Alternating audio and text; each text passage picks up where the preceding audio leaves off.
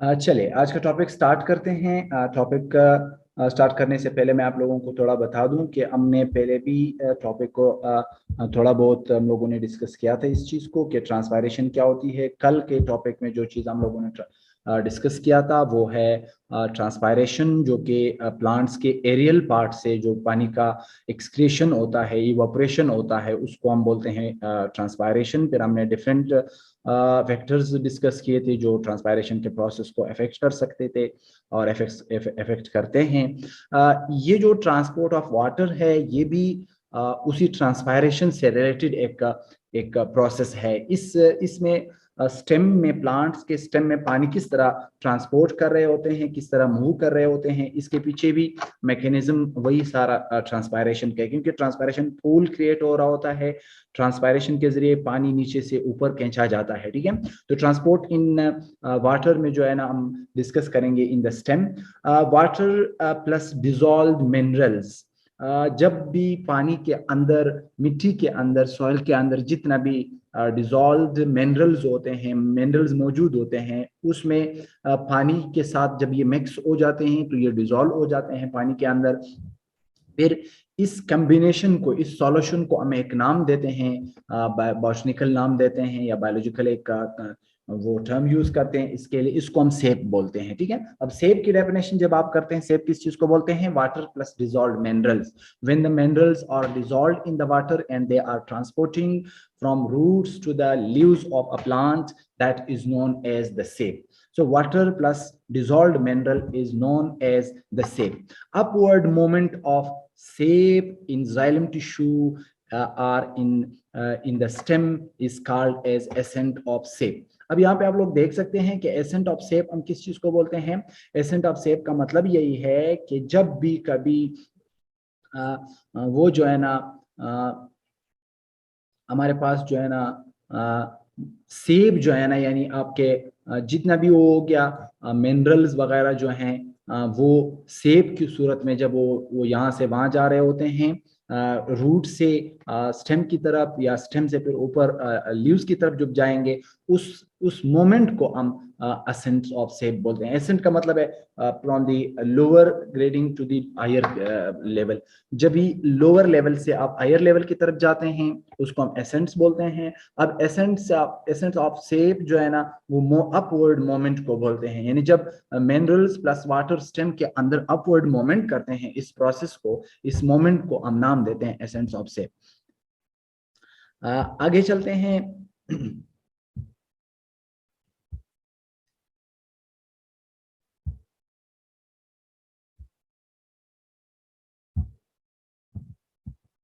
अच्छा, नेक्स्ट है ascent of sap is because of the cohesion and adhesion forces.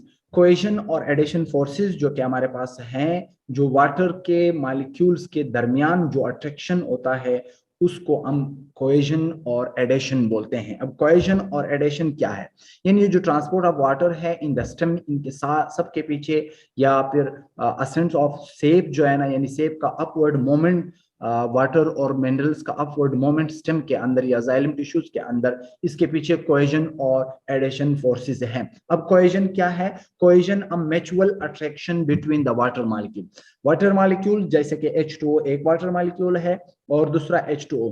अब इस H2O और H2O दो मॉलिक्यूल जो वाटर के हैं, इन दोनों के दरमियान जो म्यूचुअल अट्रैक्शन है, वाटर के मॉलिक्यूल जब एक दूसरे को अट्रैक्ट करते हैं, इस अट्रैक्शन को हम कोहेजन बोलते हैं। ठीक है, जबकि दूसरा है एडेशन। एडेशन हम बोलते हैं वाटर, एडेशन जो है ना वो हम बोलते हैं water molecules attached with the wall of the xylem tissues. जब ये जाइलम टिश्यूज वो टिश्यूज हैं जो ट्यूब लाइक स्ट्रक्चर्स हैं, ये जब पानी ट्यूब्स के अंदर, जाइलम टिश्यूज के अंदर जा रहे होते हैं, ट्रांसपोर्ट कर रहे होते हैं, मूव कर रहे होते हैं, तो ये दीवारों के साथ, जो जाइलम ट्यूब्स की दीवारें हैं उनके साथ भी ये अटैच होता है, उनके साथ भी ये अट्रैक्ट हो जाते हैं, अटैच हो जाते हैं। इस अटैचमेंट को water molecules attached with the wall of the xylem tube is known as adhesion. इसको हम एडेशंस बोलते हैं। ठीक है, तो ये जो एडेशंस और कोहेजंस है, इन दोनों की वजह से जो है ना एसेंस ऑफ सेप होता है, यानी upward moment of water plus minerals होता है in the xylem tissues. Transport of water is well explained by the cohesion tension theory. Cohesion tension एक थ्योरी है, कोहेजन टेंशन थ्योरी जिसे हम बोलते हैं, ये ट्रांसपोर्ट ऑफ वाटर को अच्छे तरीके से एक्सप्लेन करता है। कोहेजन टेंशन थ्योरी कौन सी थ्योरी है, ये थ्योरी क्या कहती है, इस थ्योरी का स्टेटमेंट क्या है। Cohesion tension theory was proposed by the Dixon and Joly in 1894। Dixon and Joly जो दो साइंटिस्ट थे, इन दोनों ने इस थ्योरी को क्या क्या इस थ्योरी को प्रपोज किया, और इसी थ्योरी में उन्होंने इसी बात को एक्सप्लेन किया कि पानी या वाटर किस तरह मूव कर रहा है upward into the xylem tissues from roots to the leaves or to the shoot systems of the plants। ठीक है, तो इन दोनों ने ये याद रखिएगा, ये थ्योरी का आपसे पूछा जा सकता है कि this theory was proposed by whom and in which date. ठीक है, तो 1894 में ये थ्योरी जो है ना इन लोगों ने प्रपोज किया था। अच्छा, ये थ्योरी, इस थ्योरी का स्टेटमेंट क्या है, ये थ्योरी कहता क्या है, इस थ्योरी का स्टेटमेंट क्या है।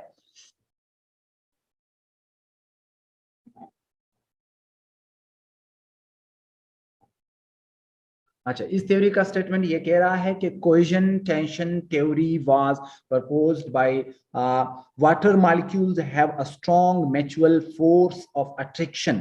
वाटर मॉलिक्यूल्स हैव, अगेन ये कोहेजन की बात कर रहे हैं, water molecules have a strong mutual force of attraction called cohesive force, due to which they cannot be easily separated from one another। जब एक वाटर मॉलिक्यूल ऊपर मूव कर रहा होता है तो नीचे वाला जो दूसरा वाटर मॉलिक्यूल है वो इसके साथ अटैच होता है, तो वो अपवर्ड जो है ना उसके साथ कोहेसिव फोर्सेस की वजह से, जो कि कोहेजन की वजह से वो इस मॉलिक्यूल के साथ आगे मूव करेगा। तो ये स्टेटमेंट, इस थ्योरी का स्टेटमेंट यही है कि water molecules have a strong mutual force of attraction called cohesive force, due to which they cannot be easily separated from one another। तो मतलब यही हुआ कि जब ऊपर ट्रांसपायरेशन होता है लीव्स से या फिर जो एरियल पार्ट्स है प्लांट्स के, वहां से जब वाटर मॉलिक्यूल्स रिमूव हो जाएगा, वहां पे वाटर कंसंट्रेशन कम हो जाएगा, तो नीचे से या फिर शूट से, स्टेम से या फिर रूट से जो है ना वाटर मॉलिक्यूल मूव करेगा थ्रू द सिंपल डिफ्यूजन।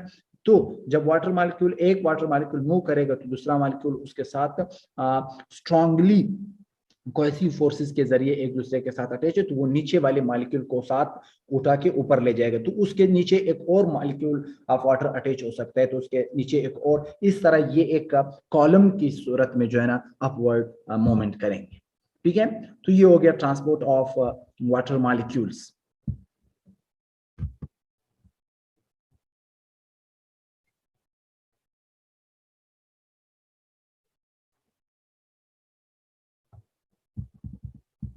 अच्छा, अब नेक्स्ट जो है ना हमारे पास वो है कि these cohesive and adhesive forces works together to form an unbroken continuous water column in the xylem tissues। अब यहाँ पे आप देख सकते हैं कि cohesive forces और adhesive forces ये दोनों वॉल्स के साथ भी वाटर अटैच होते हैं xylem tissues के, और एक दूसरे के साथ भी वो अटैच्ड हैं। तो इन दोनों जो cohesive और adhesive forces हैं, ये दोनों एक अनब्रोकन कंटिन्यूअस वो बना लेते हैं, एक कंटिन्यूअस जो है ना वाटर कॉलम बना लेते हैं जाइलम टिश्यूज के अंदर, जिसकी वजह से वाटर जो है ना वो हर वक्त मूव करते जा रहे होते हैं। ठीक है, अच्छा, what is behind the transportation of water in the stem. अब इस स्टेम के अंदर पानी के पीछे कौन सा मैकेनिज्म है, कौन से फैक्टर्स इन्वॉल्व हैं जो वाटर को स्टेम के अंदर ट्रांसपोर्ट करते हैं या सेप को वाटर के अंदर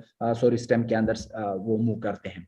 कैपिलरी एक्शन उसको हम बोलते हैं। ठीक है, नंबर 1 जो कि कैपिलरी एक्शन है, जो कि रिस्पॉन्सिबल है किस चीज के लिए, स्टेम के अंदर वाटर मूवमेंट की। ठीक है, अब कैपिलरी एक्शंस हम किसको बोलते हैं। Capillary action is the ability of a liquid to flow upward in a narrow spaces without the assistance of external forces। अब जब एक नेरो ट्यूब के अंदर, एक नेरो स्पेस के अंदर पानी जो है ना वो अपवर्ड मोमेंट करेगा, या कोई भी लिक्विड अपवर्ड मोमेंट करेगा किसी बहुत ही स्मॉल या नेरो ट्यूब्स के अंदर, और उस मोमेंट के पीछे कोई एक्सटर्नल फोर्स यानी कोई बैरूनी फोर्स हम अप्लाई नहीं कर रहे हैं, वो खुद ब खुद विदाउट एनी एक्सटर्नल फोर्स वो मूव कर रहा है। इस एबिलिटी को, इस कैपेबिलिटी को, लिक्विड की इस कैपेबिलिटी को हम कैपिलरी एक्शंस बोलते हैं। कैपिलरी स्मॉल को बोलते हैं जब नेरो ट्यूब्स के अंदर वो जो है ना लिक्विड, कोई भी लिक्विड फ्लो कर रहा हो upward without any external force, इस प्रोसेस को हम कैपिलरी एक्शंस बोलते हैं। तो हम कह सकते हैं कि वाटर मॉलिक्यूल के पीछे, या वाटर जो हमारे पास वो है इसके पीछे स्टेम के अंदर वाटर मॉलिक्यूल मोमेंट के पीछे जो है ना वो कैपिलरी एक्शन ही इन्वॉल्व हो सकते हैं। जो दूसरा है वो है ट्रांसपायरेशन पुल। ट्रांसपायरेशन पुल क्या है? ट्रांसपायरेशन पुल यही है कि कल हम जब पढ़ रहे थे पिछले लेक्चर में, वो यही था कि ट्रांसपायरेशन हो रहा है ल्यूज से, यानी इस एरिया से। जब यहां से ट्रांसपायरेशन हो रहा है, बाहर की तरफ पानी निकल रहा है, तो ल्यूज में वाटर कंसंट्रेशन कम पड़ जाता है as compare to the stem. Stem में जो है ना वाटर कंसंट्रेशन ज्यादा होता है। तो फिर जब यहाँ पे कंसंट्रेशन कम हो ल्यूज में, वाटर यहाँ से यहाँ मूव करे। जब वाटर यहाँ से यहाँ मूव करेगा, अब ऑटोमेटिकली स्टेम में जो है ना वाटर की मूवमेंट कम हो जाती है।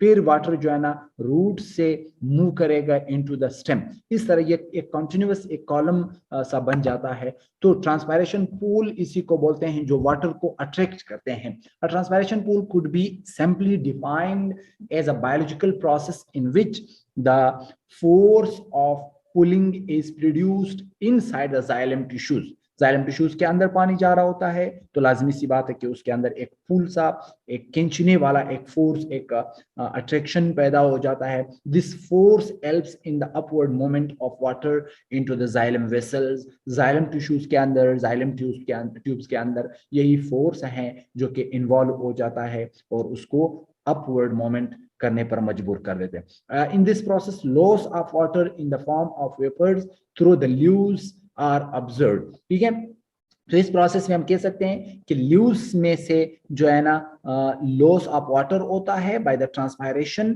यही ट्रांसपायरेशन, यही लॉस ऑफ वाटर जो है ना ये रीजन बन जाता है पूरे जाइलम टिश्यूज के अंदर वाटर मूवमेंट की अपवर्ड मूवमेंट करने पर मजबूर कर देते हैं।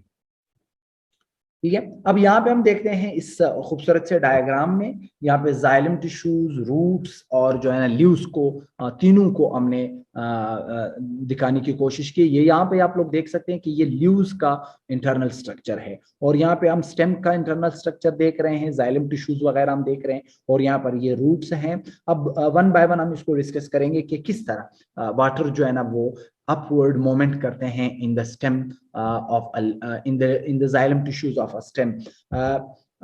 यहाँ पे सबसे पहले स्टेप नंबर 1 में हम देखते हैं कि ये रूट्स हैं और ये रूट ईयर्स हैं। रूट ईयर्स में वाटर ऑब्जॉर्ब हो जाता है, फिर रूट ईयर से आते हुए ये main xylem tissues of the roots में आ जाता है। ठीक है, अब यहाँ से ऑब्जॉर्ब हो गया। फिर स्टेप नंबर 2, स्टेम में हम देखते हैं कि कोहेसिव एंड एडेसिव फोर्सेस हैं, draw water up the xylem. अब देख रहे हैं कि ये वाटर मॉलिक्यूल इस वाटर मॉलिक्यूल को अट्रैक्ट कर रहा है ऊपर, और ये वाटर मॉलिक्यूल दूसरे वाटर मॉलिक्यूल को अट्रैक्ट कर रहा है ऊपर, एक दूसरे को पकड़े हुए हैं और ऊपर जा रहे होते हैं। ये जाइलम टिश्यूज हैं जो स्टेप नंबर 2 है।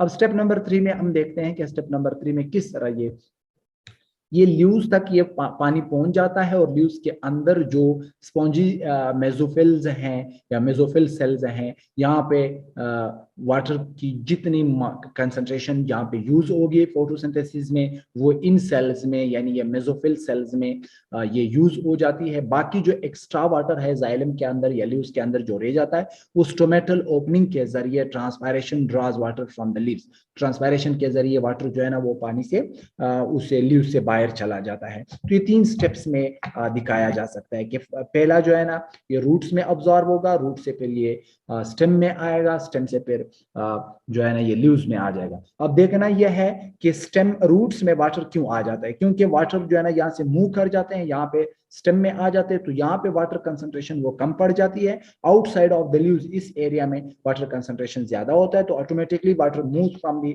Higher concentration to the lower concentration, inside move करेगा।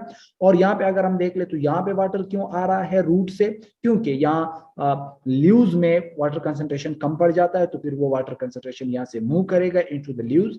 जब लीव्स से वाटर कंसंट्रेशन मूव करेगा इनटू द ईयर, जब इन्वायरमेंट में वो जाएगा तो फिर यहाँ पे वाटर कंसंट्रेशन कम पड़ जाएगा। जहां जहां वाटर कंसंट्रेशन कम पड़ता है और हायर कंसंट्रेशन से वाटर वहां पे मूव करेगा।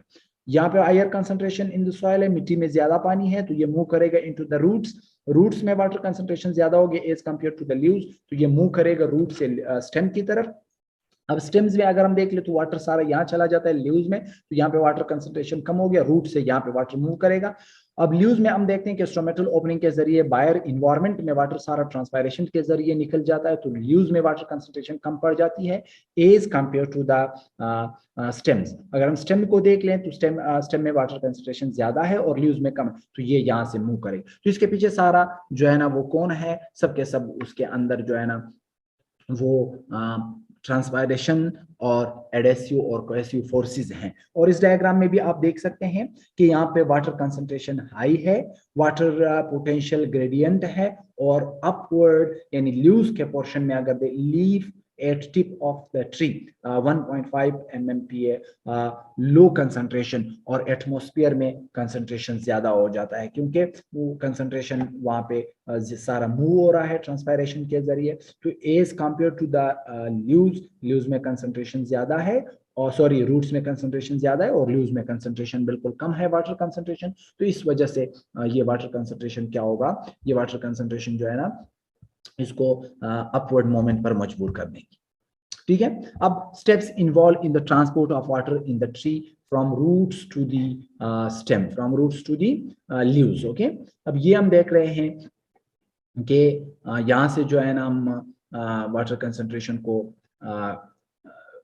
किस तरह कितने स्टेप्स में जा रहा है, कौन कौन से स्टेप्स में ये जा रहा है। ठीक है, तो अब यहाँ पे हम देखेंगे, देखने की कोशिश करेंगे कि कौन कौन से प्रोसेसेस हैं जिनके जरिए जो है ना हमारा ये सारे स्टेप्स हैं।